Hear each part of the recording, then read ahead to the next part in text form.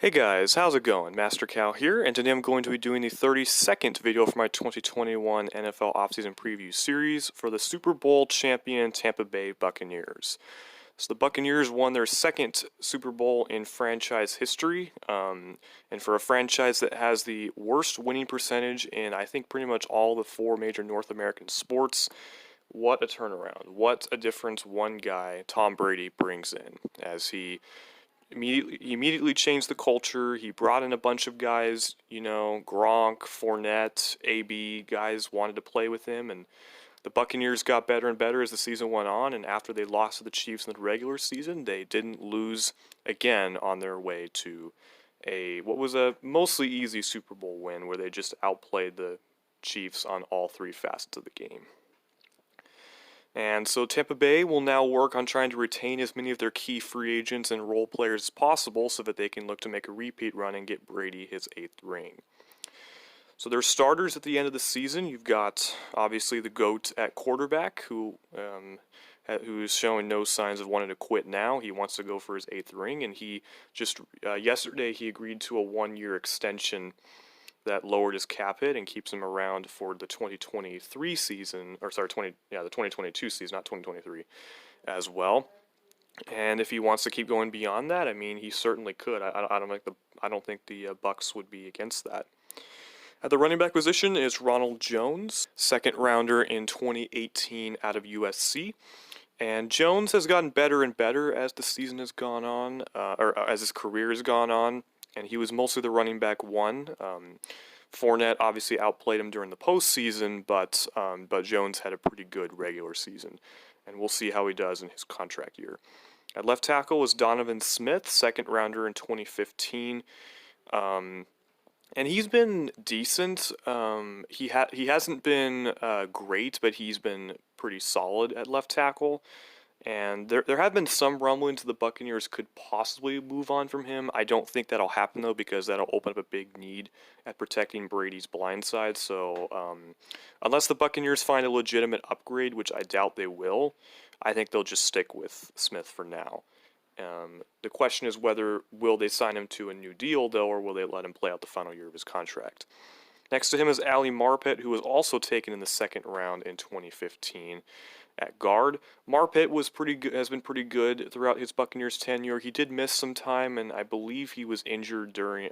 I don't remember if he was playing during the Super Bowl or not. He was injured at the end of the season and then into the postseason. I don't remember if he came back and was healthy enough for the Super Bowl or not.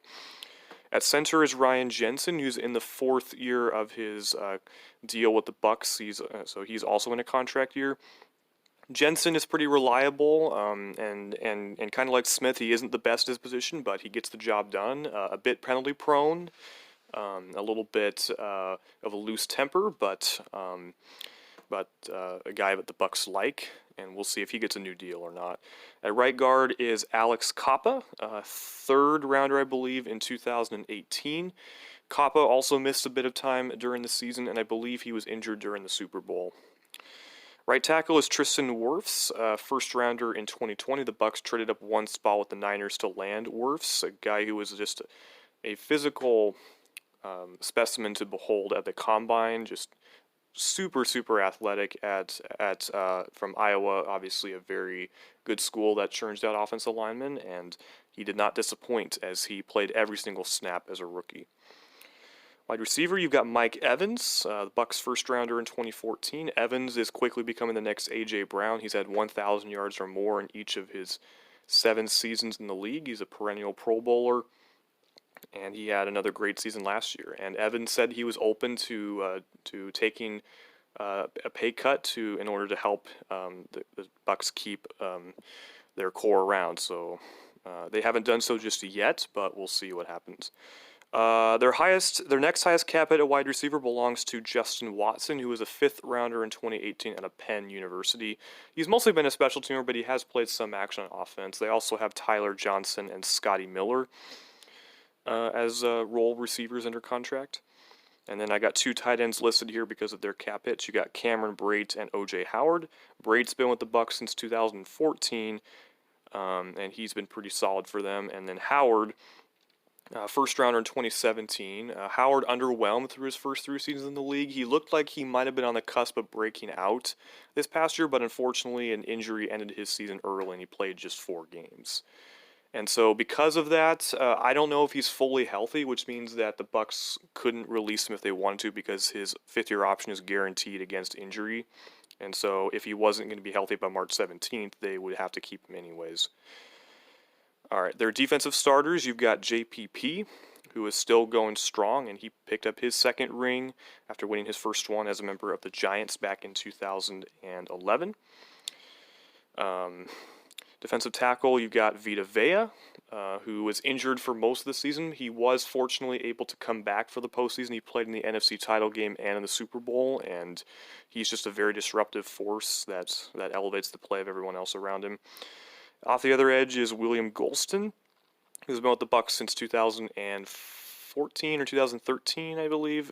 13, actually. Who is pretty decent as well. He's in the final year of his contract.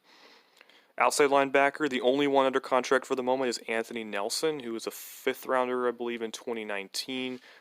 His playing time increased to about 30% of snaps last year as he was one of the starters. Middle linebacker is Devin White, the number 5 overall pick in 2019. And White put up a pretty good sophomore season. He isn't super great in coverage, but he flocks to the football. He makes plays all over the field. He's very fast and athletic, and we'll see if he can hone his coverage skills. And then you got Cam Gill. He was an undrafted signing in 2020, but he played almost exclusively special teams. At cornerback is Carlton Davis, second rounder in 2018 from Auburn. And Davis has emerged this year as a pretty good number 1 corner. And you got his Auburn teammate, Jamel Dean, next to him. He was a third rounder in 2019. Dean has also been good. Dean was very good as a rookie, and he was good again this past year. And then you got Sean Murphy-Bunting, a second rounder in 2019, who is their primary slot guy. He has seen some time on the outside, and he's also been pretty productive. So the Buccaneers' strategy of investing a lot of draft picks into their cornerback position finally seems to have paid off. At safety is Jordan Whitehead, a fourth-rounder in 2018 from Pitt, who has also been pretty productive. And then Antoine Winfield Jr., second-rounder in 2020 out of Minnesota, who had a very good rookie season. So the Buccaneers have a very young and excellent secondary. They don't have a long snapper under contract. The punter is Bradley Pinion, and they don't have a kicker under contract. Taking a look at their free agents, you have edge rusher Shaquille Barrett. Middle linebacker Levante David. The Bucs did agree to re-sign him to a 2-year deal, so that was obviously big for them. Tight end Rob Gronkowski. Defensive lineman Ndamukong Suh. Defensive tackle Steve McClendon. Offensive lineman Joe Haig. Running back Leonard Fournette. Cornerback Ryan Smith. Wide receiver Antonio Brown. Defensive tackle Raheem Nunez-Roches. Backup quarterback Ryan Griffin. Tight end Anthony Auclair. Quarterback Blaine Gabbert. Backup linebacker Kevin Minter, who has reportedly been re-signed. Center A.Q. Shipley, who started some games for them last year because of some of the injuries in the interior of that offensive line. Now, Shipley did wind up suffering, I think, what was a season-ending a career-ending neck injury, so I'm going to say he's retired. Shady McCoy, kicker Ryan Suckup, who stabilized the position for them last year. Safety Andrew Adams, tackle Josh Wells, corner Ross Cockrell, running back Kenyon Barner, linebacker Deani Buchanan, wide receiver Chris Godwin, who received the franchise tag. Tight end Tanner Hudson is an exclusive rights free agent. The Bucs have brought him back. Linebacker Jack Sitchie. Defensive lineman Jeremiah Ledbetter is an exclusive rights free agent. They've re-signed him. Running back TJ Logan. Defensive end Pat O'Connor is an exclusive rights free agent. They've re-signed him.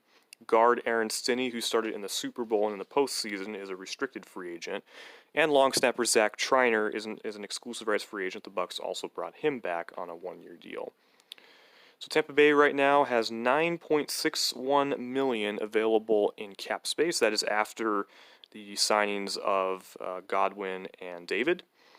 And again, the Bucs' goal this offseason was to keep as many of besides Godwin and David, as many of Shaq Barrett, Gronk, Suh, Fournette, and AB. They want to keep as many of those guys as they can, and that's going to be the key for them. And so far, they've checked 2 of those names in David and Godwin again off the list. So I'm going to say that, yeah, so edge rusher is definitely their biggest need at the moment, especially if they wind up being priced out of re-signing Shaq Barrett. They will have to find somebody else to provide pressure off the edge. Elsewhere, I mean, I feel like they're pretty set. They'll need to decide if they want to bring back Suckup at kicker, if they want to get somebody else. And then, again, wide receiver, you can check off that Godwin's back. I don't really imagine Gronk going anywhere else, so tight end should be pretty good. And, yeah. So, any potential cap casualties, they could cut Smith and Jensen for cap savings, but I don't believe they will. They could also cut Brait for cap savings. I would say that's possible, but not super likely.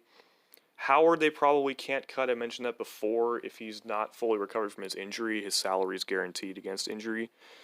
They could cut Golston, and I've seen him being floated around as maybe a realistic cap casualty. And yeah, so that's going to do it for this video. I hope you guys enjoyed, and thank you guys for tuning in to my entire off-season preview series, whether you watched just one video, several of them, or even if you watched every single one of them.